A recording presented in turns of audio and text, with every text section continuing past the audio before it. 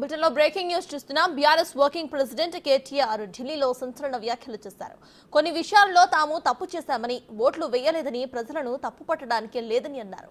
ఓడిపోవటం తమ స్వయంకృతాపరాధమే అని అన్నారు. అయితే కొన్ని విషయాల్లో మాత్రం తమ వైఖరి మార్చుకోవాల్సిందని అన్నారు కేటీఆర్. తమ యాటిట్యూడ్ మారలేదని, గతంలో అదే యాటిట్యూడ్తో గెలిచామని తెలిపారు. కరుణుడి చావుకి 100 కారణం ఉన్నట్టుగా తమ ఓటమికి కూడా అలాంటిదేనని హాట్ కామెంట్స్ చేశారు ఆయన.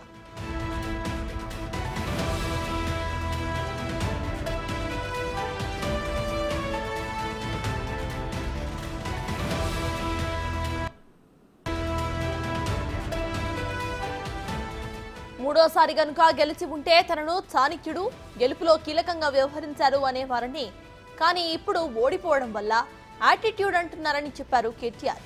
ఏపీలో ఉన్న రిపోర్ట్ ప్రకారం జగన్ గెలుస్తారని చెప్పామని, అనేక సంక్షేమ పథకాలు అమలు చేశారు కాబట్టి జగన్ గెలుస్తారని అనుకున్నామని అన్నారు ఆయన. చంద్రబాబు పని అయిపోయిందని అన్నారు, కానీ ఆయన బౌన్స్ బ్యాక్ అయ్యారని కేటీఆర్ సంచలన వ్యాఖ్యలు చేశారు.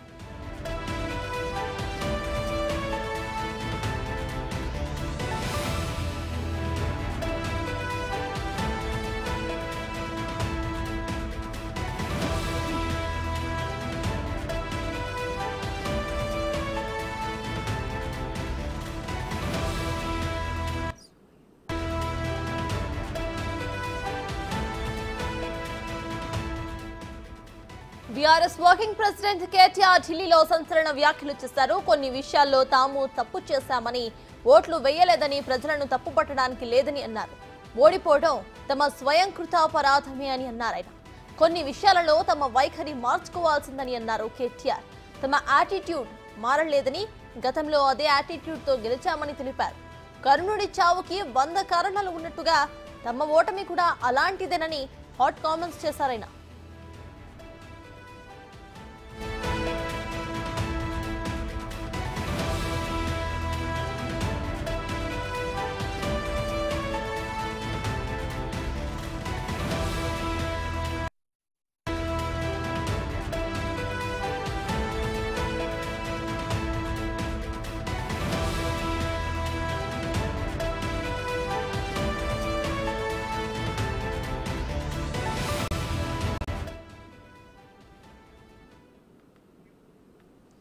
ఇదే విషయంపై పూర్తి డీటెయిల్స్ మా ప్రతినిధి శివ ఢిల్లీ నుండి లైవ్ లో అందించడానికి సిద్ధంగా ఉన్నారు. శివ, చెప్పండి, ఇటు కేటీఆర్ ఢిల్లీలో చేసిన కమెంట్స్ ఇప్పుడు హాట్ టాపిక్ గా అయ్యాయి.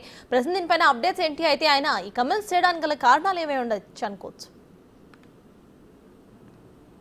రైట్, 4 రోజు పర్యటన అనంతరం ఈ 4 రోజులు ఢిల్లీలో ఏం చేస్తున్నారు కేటీఆర్, హరీష్ రావు అనే దానిపై పలు ఊహాగానాలు, కొన్ని గుసగుసలు అయితే రాజకీయ వర్గాల్లో కొనసాగాయి. దానికి సంబంధించి ఈరోజు క్లారిటీ ఇచ్చే ప్రయత్నం అయితే చేశారు. ఇటు ఏదైతే కాంగ్రెస్ పార్టీకి సంబంధించిన ఎమ్మెల్యేలకు, అంటే కాంగ్రెస్ పార్టీలో వారి పార్టీకి సంబంధించిన ఎమ్మెల్యేలు బీఆర్ఎస్ నుంచి కాంగ్రెస్లోకి వెళ్తున్నారు. మరోవైపు కవిత కేసుకు సంబంధించి న్యాయ నిపుణులతో చర్చిస్తున్నామంటూ కూడా దానికి సంబంధించే 4 రోజుల నుంచి ఢిల్లీలోనే ఉన్నాము. ఈ నేపథ్యంలోనే ఈ 4 రోజుల పాటు ఢిల్లీలో ఉండి న్యాయ నిపుణులతో, సుప్రీంకోర్టు న్యాయవాదులతో చర్చలు జరుపుతున్నామంటూ తెలిపారు. మరోవైపు తెలంగాణలో వారి ఓటమికి గల కారణాలపై ప్రధానంగా, అంటే ఇక్కడ ప్రజలు ఓటు వేయలేదని మేము ప్రజలను తప్పుపట్టం, కానీ ఇక్కడ ఓడిపోవడానికి మేమే కారణం అంటూ కూడా కేటీఆర్ తెలిపారు. అంటే ఓటమికి గల కారణాలు, అంటే మేము వ్యవహరించిన తీరు, మేము చేసిన పనుల వల్లే మేము ఓడిపోయాము, దీన్ని మేము ప్రజలను నిందించాలని అనుకోవడం లేదంటూ కూడా ఆయన తెలిపారు. దానిలో భాగంగానే మేము కొన్ని విషయాలపై, చాలా విషయాల్లో కూడా కొన్ని విషయాలు తప్పు చేశాం, కానీ మేము ఎంతో సంక్షేమం అందించాం, కానీ ఆ సంక్షేమాన్ని ప్రజల్లోకి తీసుకువెళ్ళడం, మేము చేసిన పనులను ప్రజల్లోకి తీసుకువెళ్ళి చెప్పడంలో సరిగా పని చేయలేదు మా కేడర్ అనేది కూడా ఆయన ఒప్పుకున్న పరిస్థితి కనిపిస్తూ ఉంది. అంటే గతంలో, అంటే యాటిట్యూడ్తో ఉన్నారు మీరు, యాటిట్యూడ్ చూపించడం వల్లే ఓడిపోయారు అనేది ప్రధానంగా మీడియా కూడా ప్రశ్నించిన నేపథ్యంలో, అంటే యాటిట్యూడ్ అనేది మాది ఎప్పుడు ఒకేలా ఉంది, గతంలో 2 పర్యాయాలు ఇదే యాటిట్యూడ్తో మేము గెలిచాము, ఎక్కడ కూడా మా యాటిట్యూడ్ మారలేదు అనేది కూడా ఆయన ఒప్పుకున్న పరిస్థితి కనిపిస్తోంది. అంటే అహంకార ధోరణితో వ్యవహరించారు, మీ అహంకారమే మీ ఓటమికి కారణం అనేది ప్రధానంగా అందరూ అనుకుంటున్నారని తెలిపిన నేపథ్యంలో ఎటువంటి అహంకారం పోకడలకు పోలేదు, చూసేవారి ధోరణిని బట్టే ఈ విధానం అనేది ఉంటుందంటూ కూడా కేటీఆర్ తెలిపారు. ఇక కవిత విషయానికి వస్తే, అంటే న్యాయస్థానాల్లోనే తాము తేల్చుకోవాల్సి ఉంటుంది కవిత కేసు విషయానికి సంబంధించి.